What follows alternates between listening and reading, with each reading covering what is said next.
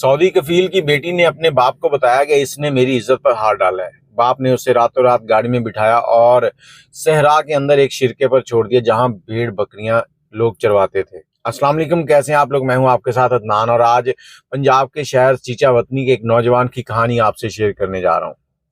چیچا وطنی کا ایک نوجوان گھر میں ایک ماں اور ایک بہن تھی، اور ماں بوڑھی ہو چکی تھی اور گھر میں ہر وقت دعا کرتی تھی کہ اللہ تعالیٰ ان کی قسمت بدل دے۔ یہ نوجوان اس گاؤں کے چودھری کے ڈیرے پر کام کرتا تھا اور چودھری کو بڑا پیارا تھا۔ یہ ایک دن یہ کام پر جاتا ہے اور پریشان تھا۔ چودھری نے کہا کیا ہوا پتر؟ یہ کہتا چودھری صاحب بہن جوان ہو چکی ہے، پیسے نہیں ہے، اس کی شادی کرنی ہے، تو میں اس وقت چاہتا ہوں کہ کچھ ایسا اللہ کر دے کہ میں اس مشکل سے نکل جاؤں اور میں اپنی ماں کو سرخرو کر دوں۔ چودھری کچھ دیر سوچتا رہا اور اس کے بعد کہتا کہ ادھر میرے پاس آؤ۔ اسے گلے سے لگایا اور لگا کر کہتا پتر تیرا مسئلہ حل ہو گیا، تجھے میں سعودیہ بھیج دوں گا۔ اب یہ اللہ دیتا کہتا کہ چودھری صاحب میرے پاس تو 1 روپیہ چائے پینے کے زہر کھانے کے لیے نہیں ہے، تو میں سعودیہ کیسے جاؤں گا؟ میں یہ پیسے کہاں سے جمع کروں گا؟ بڑے پیسے لگتے ہیں وہاں جانے کے لیے۔ چودھری نے کہا پتر تیرا یہ مسئلہ میں حل کروں گا، تو جب وہاں جا کر کمائے گا تو مجھے پیسے دے دینا۔ چودھری نے اپنے ایک دوست کے ذریعے سعودیہ بات کی، وہاں پر اس نے ایک کفیل سے بات کی۔ کفیل کو گھر پر ایک ملازم چاہیے تھا۔ چودھری کا یہ جو ملازم تھا اللہ دیتا یہ ٹریکٹر بڑا اچھا چلا لیتا تھا، اور کہتے ہیں کہ جس نے ٹریکٹر چلا لیا وہ دنیا کی ہر گاڑی چلا سکتا ہے۔ چودھری نے اسے کہا کہ تم کچھ دن کار چلاؤ میری۔ چودھری نے اس کو ساتھ رکھا اور اس کے بعد اس کے ویزے پاسپورٹ کا بندوبست ہوا۔ چودھری نے اس کی ساری پیمنٹ کی اور اس کو پاکستان سے سعودیہ کے لیے روانہ کر دیا۔ جیسے ہی ایئرپورٹ پر اترا تو اس کا سامنے سے سعودی کفیل جو ہے وہ اس کو لینے کے لیے آیا ہوا تھا۔ سعودی کفیل اس سے ملا، وہ بہت ہی شفیق اور نرم دل انسان تھا، نرم لہجہ، بڑی اچھی گفتگو کرنی، اور اس کو وہ ساتھ لے گیا گھر پہ اپنے دسترخوان پہ اپنے ساتھ بٹھا کر اس کو کھانا کھلا رہا ہے، اور اس کو کہتا ہے کہ دیکھو اللہ دیتا تم ایک ملازم نہیں ہو، تم میرے گھر کے فرد جیسے ہو آج سے، اور چودھری صاحب جو ہے نا جنہوں نے آپ کو بھجوایا ہے، جن کے ذریعے وہ میرے بڑے اچھے ہیں، اور میں چاہتا ہوں کہ تم سے مجھے کبھی کوئی ایسی بات نہ سننے کو ملے جو اچھی نہ ہو۔ دل لگا کے کام کرنا تاکہ تم اور تمہارے گھر والوں کی مشکلات آسان ہو سکے۔ اللہ دیتا نے ہاں میں سر ہلایا۔ یہ سارا ترجمہ وہاں پر بیٹھا ہوا ایک نوجوان کر رہا تھا۔ اللہ دیتا نے بھی اس کا شکریہ ادا کیا اور اسے کہا کہ ٹھیک ہو گیا سر جی۔ کچھ دن گزرے، وہاں کا ڈرائیونگ لائسنس لیا، اور اس کے بعد اللہ دیتا اپنے کام پر لگ گیا۔ چودھری نے اس کو کچھ رستوں کے بارے میں سمجھایا اور بتایا کہ تم نے میری بیٹی کو یونیورسٹی لے کے جانا ہے، گھر کے کام کرنے ہیں، میرے آفس کے کچھ کام ہوں گے وہ کیا کرنے ہیں۔ اللہ دیتا اپنی ذمہ داری کے ساتھ سارے کام کرنے لگا، اور ایک دن اللہ دیتا جب کفیل کی بیٹی کو یونیورسٹی سے لینے گیا تو کیا دیکھتا ہے کہ کفیل کی بیٹی کینٹین میں ایک نوجوان کے ساتھ بیٹھی گپیں مار رہی ہے، کچھ کھا پی رہی ہے اور کچھ ایسی حرکات کر رہی ہے جو مناسب نہیں تھی ایک لڑکی کے لیے۔ اس نے یہ سارا ماجرا دیکھا۔ اس کے بعد کفیل کی بیٹی کی نظر بھی اس پہ پڑی، اس نے بھی دیکھا کہ یہ اس کو دیکھ چکا ہے۔ اب اسے ڈر بیٹھ گیا تھا کہ یہ کیا کہے گا۔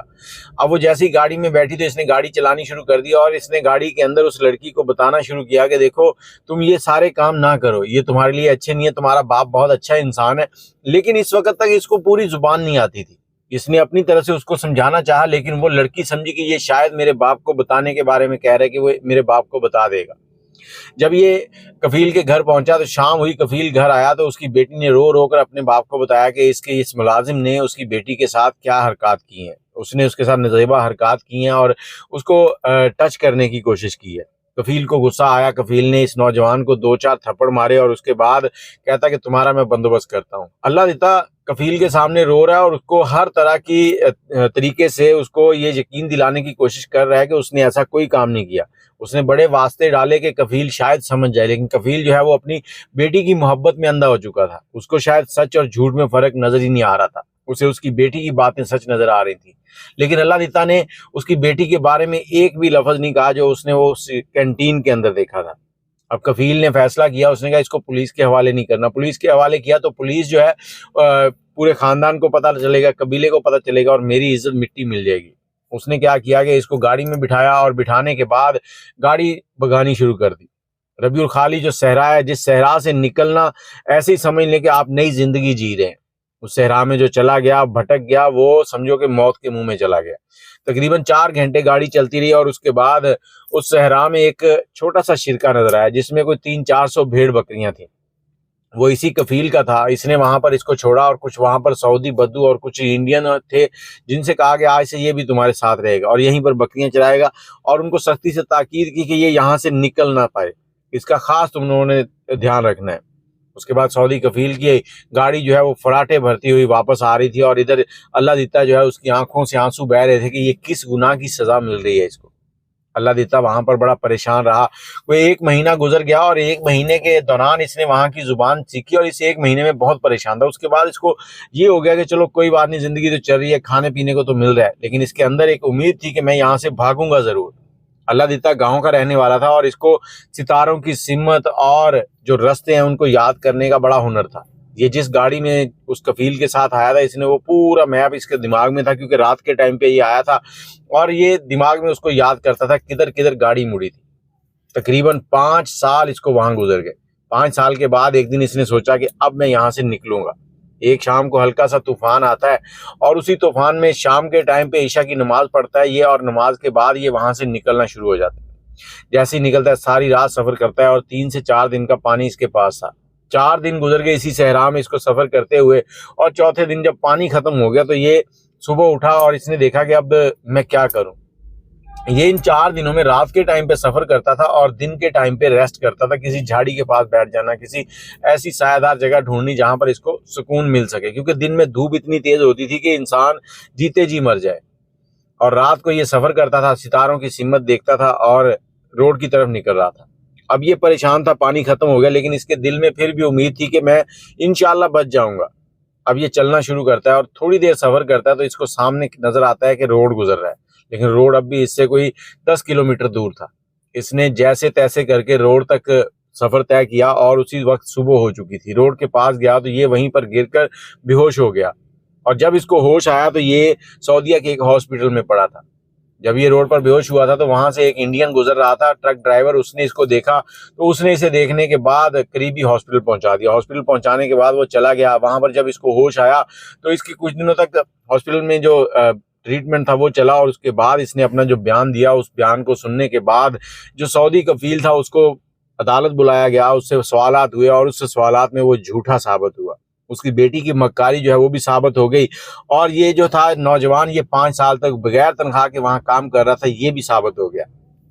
عدالت نے کفیل کو سزا سنائی، اور اسے کہا کہ تم اس نوجوان کو جو تنخواہ ہے وہ جرمانے کے ساتھ ادا کرو گے، اس کے سفری جو اخراجات ہے وہ بھی تم ادا کرو گے، اور یہ ساری چیزیں۔ اس کے بعد کفیل اور اس کی بیٹی نے اس سے معافی مانگی، اور کفیل اپنی بات پر بہت شرمندہ تھا کہ اس نے اپنی بیٹی پر یقین کیا، اس کی بات پر یقین نہیں کیا۔ کفیل نے اس کے پاؤں پکڑے اور اسے کہا کہ تم میرے پاس ہمیشہ کے لیے یہاں پر رہ جاؤ، لیکن اس نوجوان نے کہا کہ نہیں کفیل، میں یہاں پر نہیں رہ سکتا۔ کفیل نے یہاں تک کہ اپنی بیٹی کے رشتے کی بھی آفر کر دی، لیکن اس نوجوان نے وہ آفر ٹھکرائی۔ اس کے بعد یہ پاکستان آ گیا۔ پاکستان جیسے ہی پہنچتا دیکھتا کہ اس کی بوڑھی ماں جو ہے وہ زندگی کی آخری سانسیں بھر رہی ہے، چارپائی پر پڑی ہے، اس کی بہن جو ہے اس کی تیمارداری کرتی ہے، لیکن جو چودھری تھا اس نے بھی اس کے ساتھ ایک ایسا رویہ رکھا کہ اس کی نسلیں یاد کریں گی۔ یہ جب سعودیہ سے غائب ہوا تو گھر پہ بتا دیا گیا کہ وہ پتہ نہیں کہاں چلا گیا، تو چودھری جو تھا اس نے 5 سال تک اس کے گھر میں اس کی ماں اور اس کی بہن کی کفالت کی، ان کے اخراجات پورے کیے۔ اب یہ آیا، اپنی بہن سے ملا، ماں سے ملا، ماں خوش تھی، اور اپنی ماں کو کہتا کہ ماں اللہ نے انصاف کر دیا، تیرا بیٹا سرخ رو ہو گیا، تیرے بیٹے نے کوئی ایسی حرکت نہیں کی تھی جس کی سزا اس کو ملی تھی، لیکن آج جب انصاف ہوا تو تیرا بیٹا اللہ کا شکر ادا کر رہا ہے، اور تیری دعاؤں کے نتیجے یہ سب کچھ ہوا ہے۔ اور ادھر چودھری کے پاس جاتا ہے، چودھری کو گلے لگاتا ہے، چودھری کا شکریہ ادا کرتا ہے۔ چودھری صاحب کو جب ساری کہانی سنائی تو چودھری بھی رونے لگا۔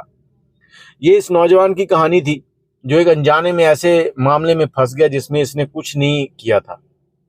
اور میں آپ سب کو یہی کہنا چاہوں گا کہ جب بھی آپ پردیس میں کام کر رہے ہوں تو اکثر جوانی میں کچھ ایسی حرکات ہو جاتی ہیں جو اچھی نہیں ہوتی، تو کوشش کریں کہ ہر ایسی چیز سے دور رہیں، نہیں تو جو بدنامی ہے وہ آپ کا مقدر بن جائے گی، اور ایسی گمنامی کی زندگی ملے گی کہ آپ کو دوبارہ کوئی دیکھ بھی نہیں سکے گا۔ یہ تو اللہ دیتا کی قسمت اچھی تھی کہ اس صحرا سے نکلا اور عدالت تک پہنچا، اور وہاں سے عدالت نے بھی اس کے حق میں فیصلہ کیا اور یہ پاکستان آ گیا۔ باقی اگر آپ کے پاس کوئی ایسی کہانی ہے تو ہم سے شیئر کرنا چاہتے ہیں تو نمبر ہے 0325 20 629، 0300 پورا 25 20 629، اس پر آپ واٹس ایپ کریں۔ دعاؤں میں یاد رکھیے گا، اپنی کہانی ہم سے شیئر کریں، انشاءاللہ لوگوں تک پہنچائی جائے گی تاکہ کوئی اس سے سبق حاصل کر سکے۔ اللہ حافظ۔